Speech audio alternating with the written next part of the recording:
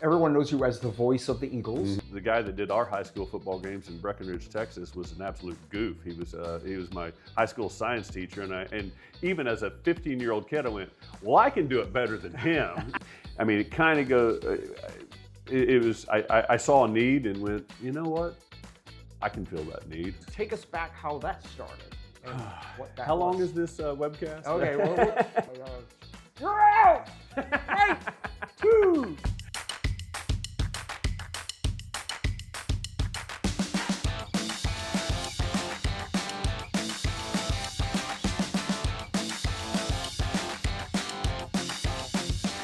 Well, today I have Patrick Griffin. Pretty much everybody in Hennessey knows who Patrick is, the partaker of all things sports. So were you like born with this? And let's start with like, where are you from? Because you're not from Hennessey. No, originally I was born in Liberal, Kansas. Lived there for the first 10 years of my life, and then before 5th grade started, we moved to Texas. Grew up in a small town called Breckenridge, Texas, west of Fort Worth. And that's where I was raised, and then went off to college at Texas Tech University, finished my degree there, and then got on with my adult life from that jumping off point. Okay. And so how did you end up in Oklahoma? In Oklahoma, my father started an independent oil and gas operating company in the mid-1980s. Just before one of the big drops in oil and gas industry. Yeah, I know all about that. It's a great time to go independent. But anyway, he started buying just individual properties or oil and gas packages. And one of our largest packages was here in Oklahoma, in the Enid area, in this area between Hennessey, Marshall, and Enid. And in the early 90s, then I got back on with my father's company and came up here to operate our properties. Okay. On the ground here in Hennessey. And that's where you grew your family and Absolutely. Moved here in 1995, and we wanted to get to a small town to raise our family. At that time, my wife and I were living in Phoenix, Arizona. That'll be part of the story a little bit later, but we wanted to get back to a small town to raise our family, to live our lives, and God led us to Hennessey. Wow, very cool. Now, you know, as far as your athletics go, everyone knows you as the voice of the Eagles and the keeper of all stats, all things sports stats, you know. And because I know nothing about sports, you know, that's always been a running joke with us. You know, yeah. I'll tell the audience this, that I shot OSU men's basketball for ABC News for 1 year. And they would ask me, well, what happened during the game? I need some background. I have no idea. You know, somebody ran down the court, threw the ball in a hole, and everyone made a lot of noise. I assumed that was good. You know, that's my extent of that was your sports knowledge. Know anything about sports. So they didn't hire me to do sports anymore. But there's a whole nother world that part of your career that very few here even know about. And it has to do with balls and masks. It does have to do with balls and masks. Take us back how that started. And what that How long is this webcast? Okay, well, we may have to edit. We might have Give us the shorter version. Well, I don't know if I have the ability to give the short and condensed version of it, but I was around athletics my entire life. Right. Was a middling athlete, but played all sports: football, baseball, wrestling, soccer at times. And baseball was probably, especially early on as a small child, because that's the first sport you get to go play, whether it's 4-year-old as a t-ball or whatnot. So loved baseball. And when I was a small child, my father, he was a sports official most of his early adult life. And whenever I was a small child, he was still umpiring baseball. He was umpiring a semi-pro league. It's National Baseball Congress for the Liberal BJs when we lived in Liberal, Kansas. And so he was still umpiring, so I would get to go watch him umpire. But still being a sports fan, there was one player that was my sports hero at that time. I mean, there was George Brett on the major league level, but a guy by the name of Rocky Rowe that nobody's ever heard of. But as a 4-year-old, 5-year-old, 6-year-old, he was a power hitting catcher for the Liberal BJs. And for all I knew, that was the Kansas City Royals or the Texas Rangers. The Liberal BJs, they were as big as the St. Louis Cardinals were to me. And he was the power hitting catcher. Well, I mean, he was just my favorite athlete at the time. Fast forward about 10 years, and I'm watching I think it was a Kansas City Royals game, and Rocky Rowe, my former sports hero that was a catcher, is the home plate umpire. And at that time, then I'm about 11, 12, 13, and seeing this guy that, he was an athlete that became an umpire. And from that point on, whenever I'd go to a game, whether it's a high school football game or a college basketball game or a Major League Baseball game, I watched the officials. And especially in baseball, and fast forwarding a little bit further, when I realized my warning track power and middling arm was not very good to go play college or professional baseball, but I wanted to be a part of it. And I looked down at these, or looked up at these umpires and went, I think I can do that. And I can still be a part of the game. So using that first person as Rocky Rowe, and then we'd make contact with them. We'd go to a Texas Rangers game, and my dad still knew Rocky from when he umpired him. Phil Garner was another one that came through the Liberal BJ's area, and at that time he was, I believe, the Houston Astros manager. And when they would come through Arlington, he would call up Phil Garner and say, hey, and he would go talk to the players or the coaches or the managers, and I'd go talk to the umpires. and so that just led me to that love of officiating and still being able to be a part of the game of baseball well onto my adult years, when my ability to play the game had long since ceased. Yeah. So, but did this turn into a career? I would never call what I did as a career.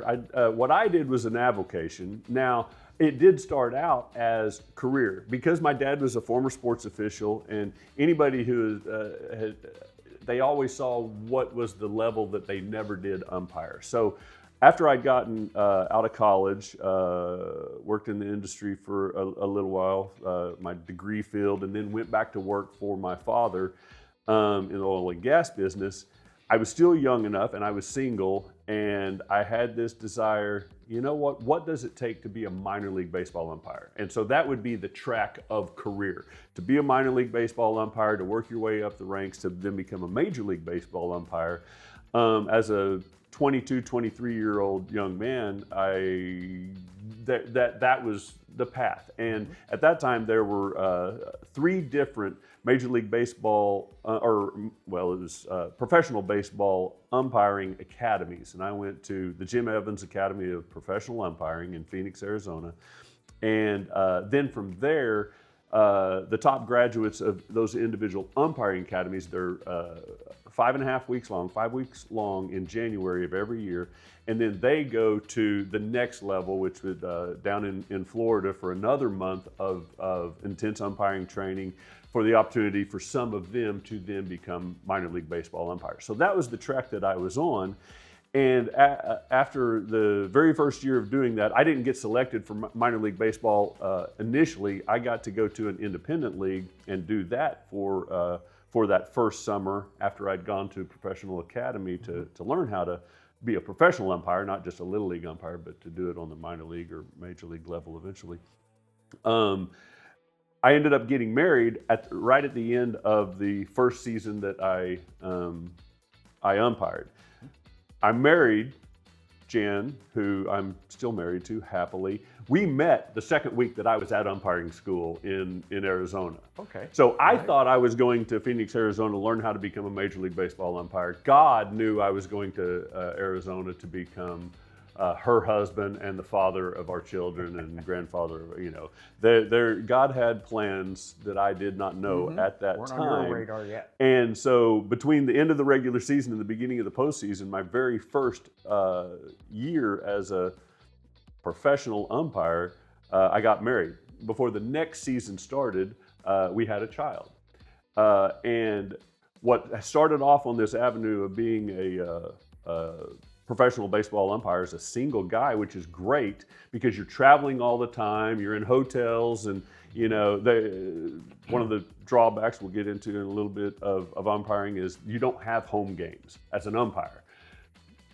Teams, they have their home games and their away games, but the officiating crew is always on the road, and especially in minor league baseball, you start off when spring training starts in March, and you get to go home there in September or October. You know, the length of the season, you're on the road the entire time. Well, as a single guy, that's awesome. Yeah. As a married man with a child, not so much fun. You know, saying bye the first week of March and hello the first week of October was not, you know, so things started to change there as far as priorities. Well, I was in the right place at the right time living in Phoenix, Arizona, because that's where all the spring training facilities were that I was working with. And, but I started to meet people that were involved in college baseball. At that time, the Pac-10, it wasn't even the Pac-12 or whatever it's become now, but I got involved with the Pac-10, the Western Athletic Conference, as well as Arizona Intercollegiate Athletic Association, which at that time was the junior college. And so I realized college baseball is really better for me. It pays better than minor league baseball. And I got to go home every weekend or every night. You know, you go work a Monday night game, you're back home in your own bed. You're not finding a hotel at the cheapest place at the edge of town to sleep and then get in the car and drive to the next series. So college baseball, especially with the family, it appealed to me. And then that was the avenue that took me from that point for those 3 years that we were in Arizona. Moved to Oklahoma to work for my father's oil and gas company up here, and immediately got involved with the right people. Terry Porter was, I believe, the very first name that I called, was given, and then he set me on the right track for the NAIA and Division II baseball that is here in Oklahoma. And then the next step was the Division I baseball, your Oklahoma State, University of Oklahoma, Oral Roberts University, just here locally, and then the leagues that were involved there. And right place, right time again. I got to be on the staff the very last year of the Big Eight before it merged with the Southwest Conference. And then that first year, I got to be on the Big 12 staff as well. Unfortunately, they included every Big 12 umpire and every Big 8 umpire into this one league. And within, it was very apparent that they had too many umpires for this newly formed league in 1995, I believe it was, 96. And so then I looked elsewhere for, you know, I do some non-conference Big 12 and fill-in work, but then I got involved with Missouri Valley Conference, later on the Southland Conference in Division I, but all the Division II and NAIA and NCAA, junior college baseball that is throughout Oklahoma, Kansas, Texas, and that's where I found my niche, my avenue, and really enjoyed doing that. The smaller college, and then that's what led me to the other successes that I had, regional, super regionals, as well as 5 national championships that I was able to umpire as my plus or minus 25-year baseball umpiring career transpired. But I was very fortunate, right place, right time, many times, and I apparently was good enough to keep getting the call to continue to officiate. So that was how that went. So how much of this was like a full-time job, or were you still having to have another? Once you're in college baseball, it's an avocation. You do that on top of whatever your full-time job is. I've been in the oil and gas industry for 30 years, ranching industry for another 20. That's what I did do as a career. Officiating is something that I did with my spare time. And you can make okay money, especially at the Division I level. It pays very well, but it does not pay well enough to say to retire from any other job. I got you. Very cool. And it's the same way the minor league baseball. Minor league baseball officials do not make very much money at all. Once the season's gone over for minor league umpires, they're typically going back home and working at Home Depot, working at UPS, and selling insurance until the season starts again. Because to sustain a family for a minor league umpire, it's a full-time job for them, but it is only seasonal. From February to October typically. So, what part of all of this was like?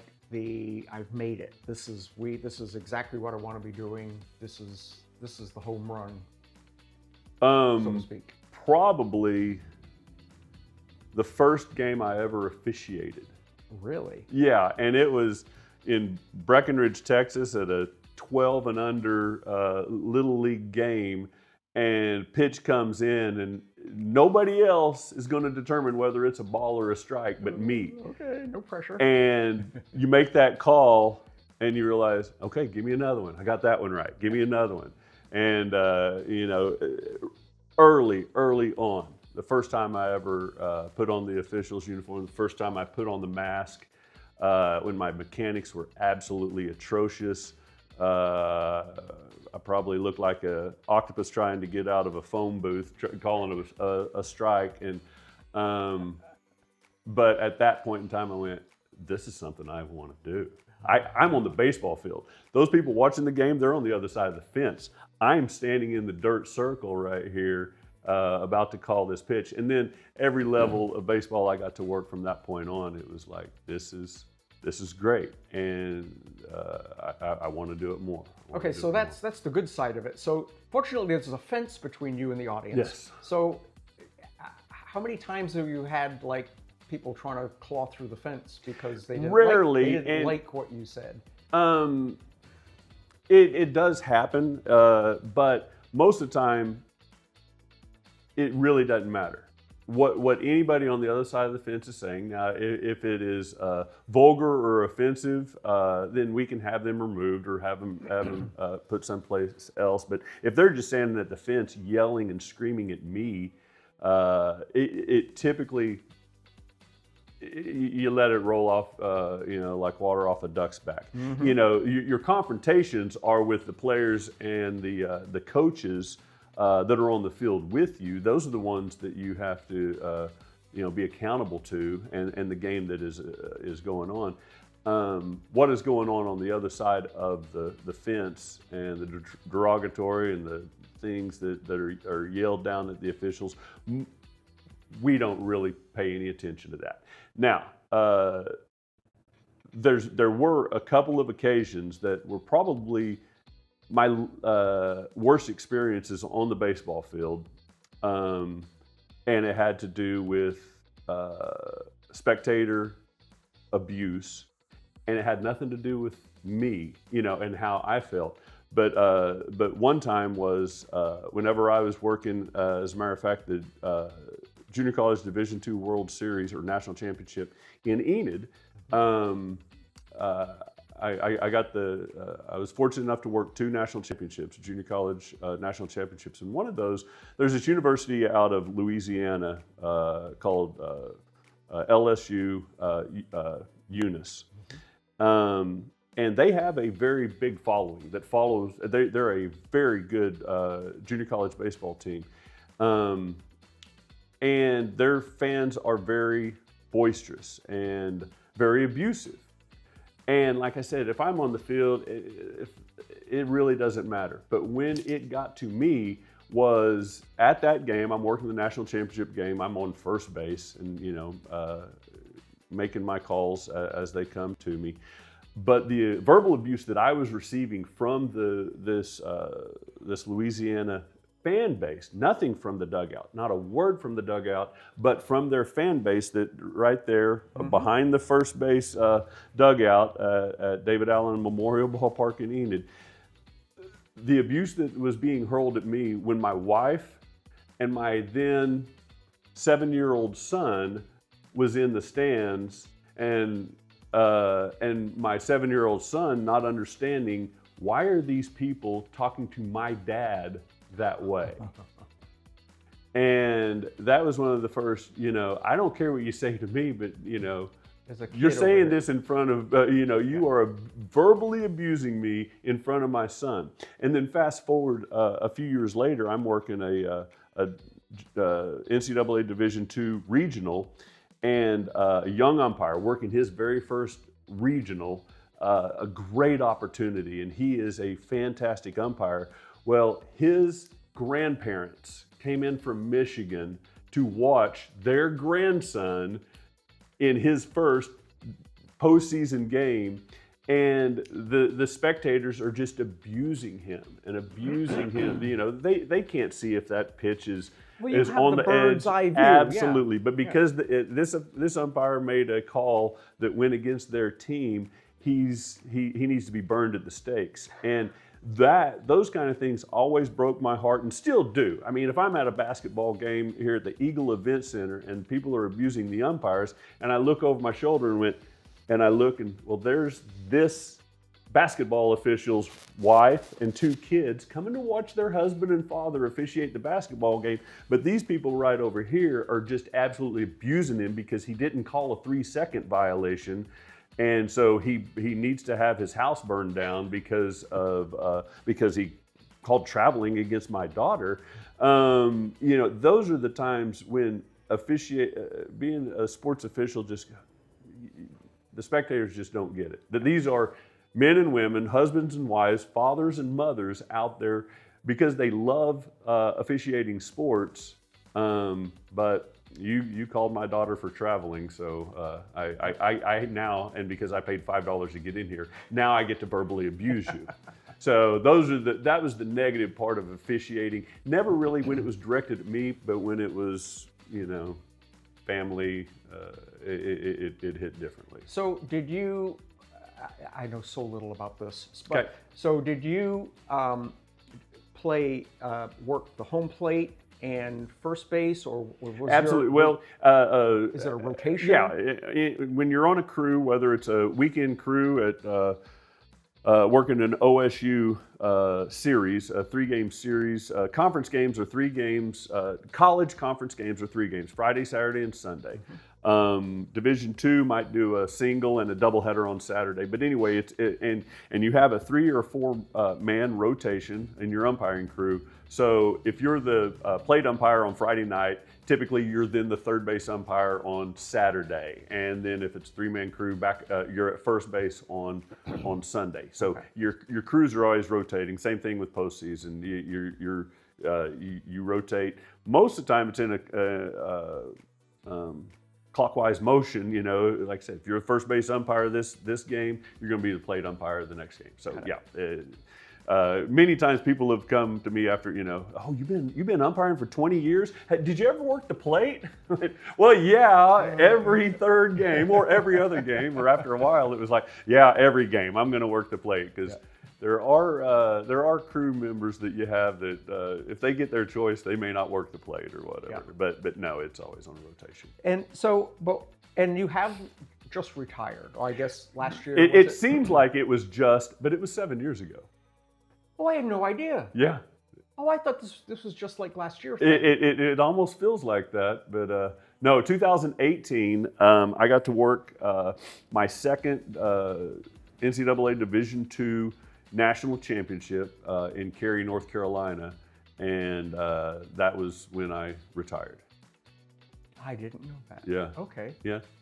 Learning things here. Oh, I know. So, but what do you miss about this? What's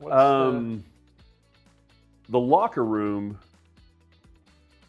is probably one of the things that I miss most. The camaraderie, the lifelong friendships that are made over the years with the people that that are on your team. The officiating crew is a team. There's 3 teams on every field, whether it's a football field, a basketball court, or a baseball field. There's the home team, the away team, and the officiating crew. Okay. And if the officiating crew does their job, you don't ever remember them, and that's great. but we remember one another, and the time spent in the locker room before games, after games, on road trips. Those umpire that out of Amarillo named Brooks Barfield, he was the one that introduced the term to me several years ago, and it's bars and cars. He said that's how he learned how to umpire, was in bars and cars. Sitting across, with other umpires, on 300-mile road trips, learning how to officiate in the automobile, in the locker rooms, at the bar, at the steakhouse after the games, those kind of things. And those are, if you ask any athlete what he misses, he's never going to say, I really miss practice. Or, and most of the time, they're not going to say, I really miss the games. They're going to say, I remember I remember the locker rooms, and I miss that more than anything, the brotherhood that is created there. So, any advice to someone that wants to go down this path, a young individual?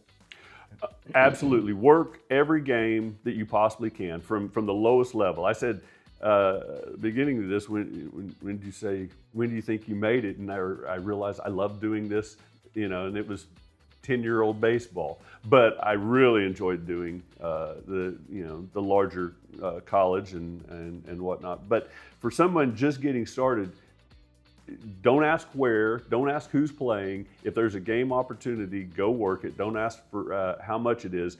But to be able to do it, the best advice that I could hope upon somebody, or if that's the right term, is if you're married or you have a girlfriend or a spouse, they've got to be 100% supportive of what you're doing. And if you're out on a field that needs 100% focus from you, whether you're working the plate or you're at second base, for 3.5 hours, you are 100% focused in the game that is going on, because every pitch, anything can happen. You've got to be prepared for that. But if when you're out there and a pitch is on its way and it's going to be a 91-mile-an-hour slider that's hitting the outside edge, and you're thinking, man, my wife sure did yell at me before. She doesn't want me to be here, or she, but if you have a supportive spouse, which I did my entire career. As I said, I met her week 2 of professional baseball umpiring school.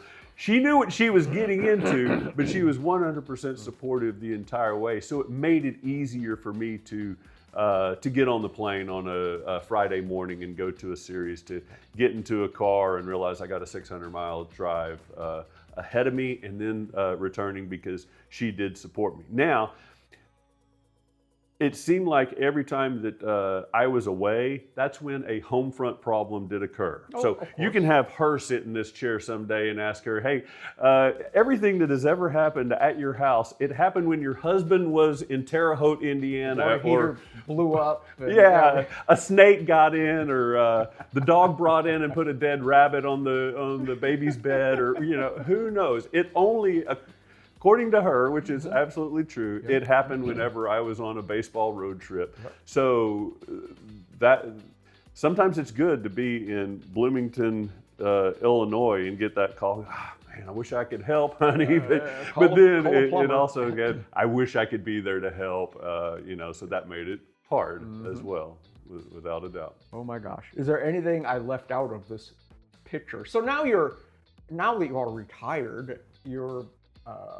Have you been doing you have not been doing the Eagle voice thing forever. It was somebody prior to you. I started doing football as the Eagle voice. I really wish I could pin down the exact first time I did it. But it was around 1998, 99, 2000, whenever I first started football, PA. And I don't really remember exactly how I was chosen to do that. It was something that I remember being as a small kid, listening to that. mainly because the guy that did our high school football games in Breckenridge, Texas, was an absolute goof. He was my high school science teacher, and even as a 15-year-old kid, I went, well, I can do it better than him, you know. And so the opportunity presented itself. I believe Dale Cameron was doing it immediately before I did here for the Eagles. Riddle did it. He did it before Dale did. And I don't know how many years Dale did it, but yeah, Jack Riddle, I believe it's Jack, that did it for 30 plus years, and then a little brief period of time, and then I've been doing it for the last 25 years or so. I moved to doing basketball a little bit early, 2005 or so. Started just doing music, and then doing, they've always announced the lineups, but then I thought, we can do this better. I can do this better than nothing at all. And so then I started doing basketball PA. And I mean, it kind of I saw a need and went, you know what? I can fill that need. I'm going to the basketball games anyway, and I'm not afraid to talk in front of into a microphone. And, But wait, there's more. Okay. So you're the statistician connoisseur of this. Of football for Hennessey, and that was another thing. It was something that wasn't being done, and that disappointed me because the school I grew up in, all of their sports, all of their stats were readily available. There's actually a big board in the high school where I grew up that has all the track statistics. All the record holders. 1977, Ricky Williams has the long jump record, or whatever. You could see that right there. And then whenever I started doing PA for football, and then, hey, what is our rushing record? We don't have, there was nothing, there was never any records kept. And that, unfortunately, is what's happened for, many of the sports is once a coach left Hennessey schools, he took those scorebooks and threw them in the trash and went on to his next job. And there was no record.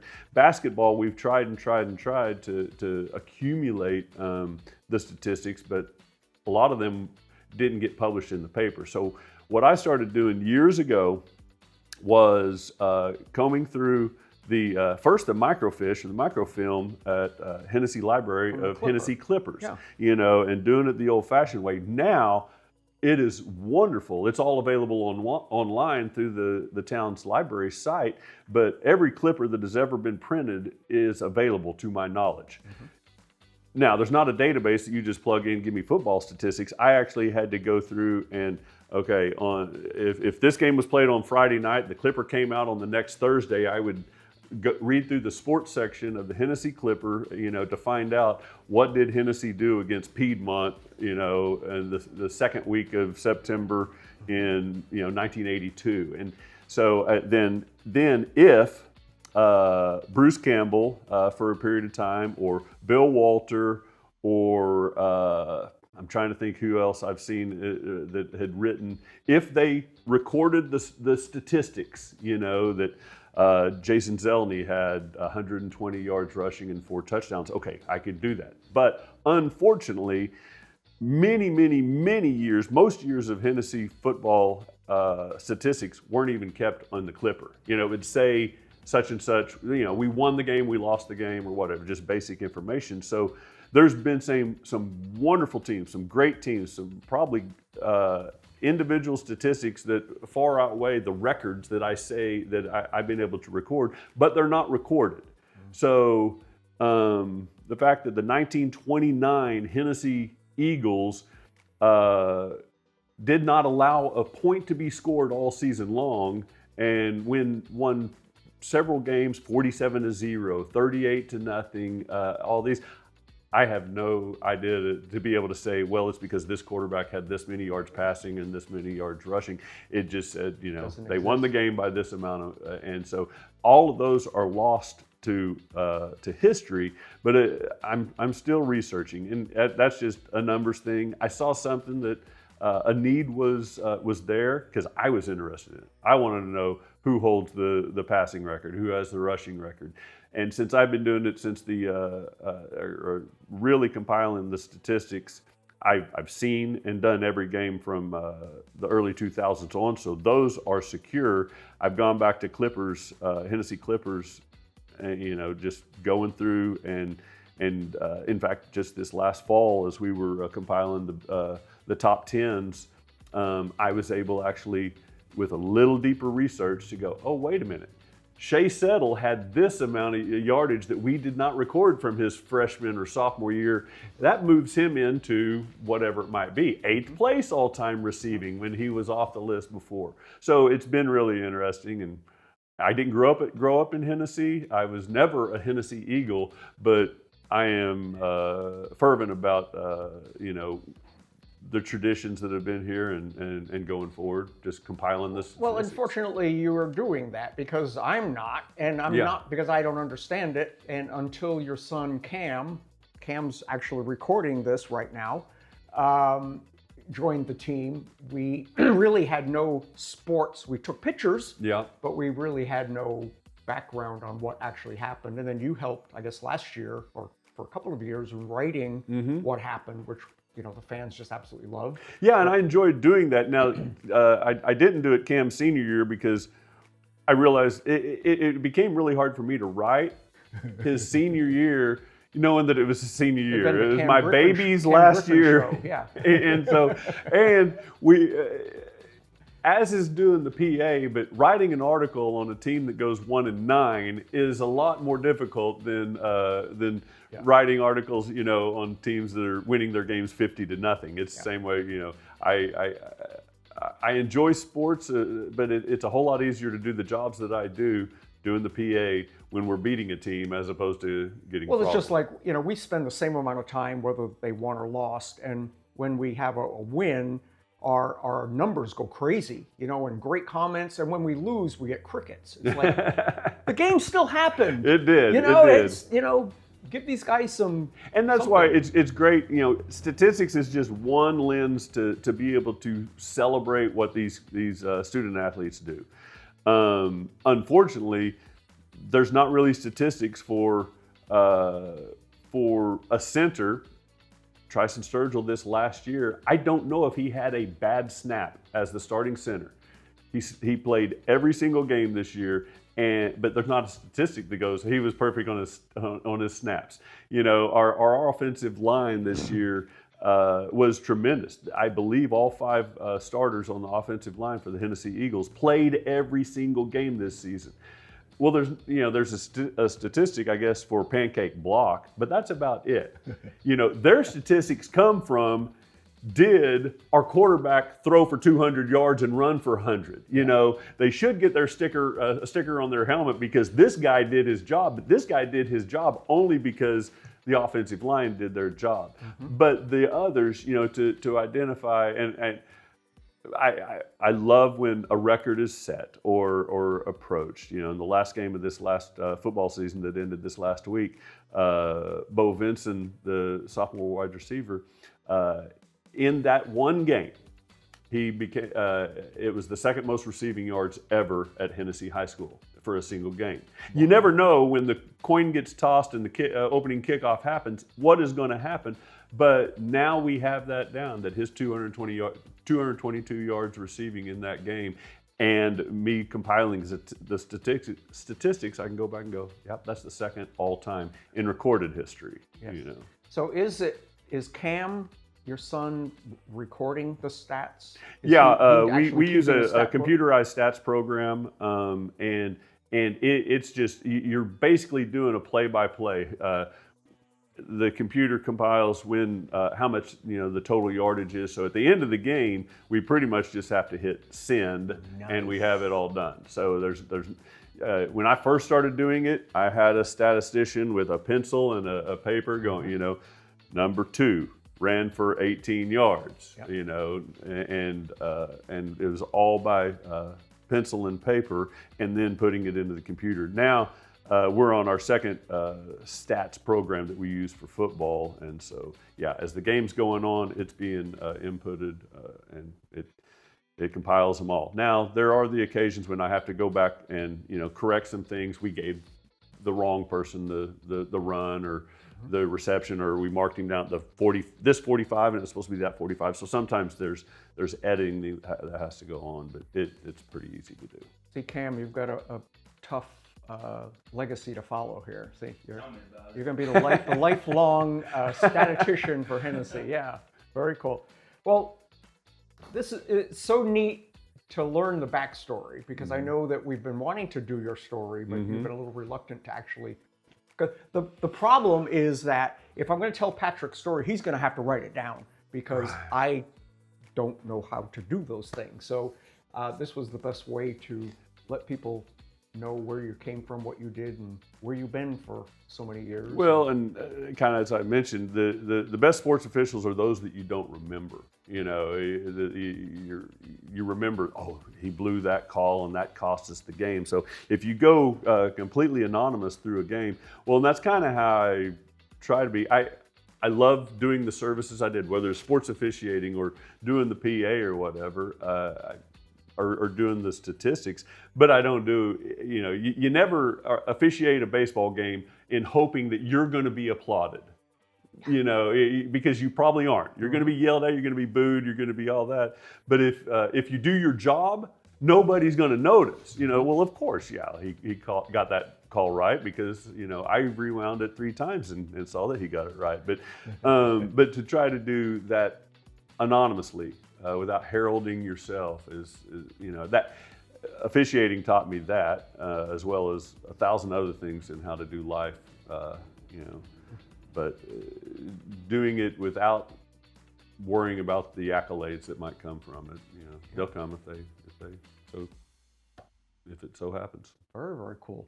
Well, Patrick, thank you so much for hanging out with us, and now we have a little bit of backstory here. We're connecting some dots. Yeah. Able to build on that the next time we sit down together. There we go. Good deal. Part 2. Yes. Stay tuned.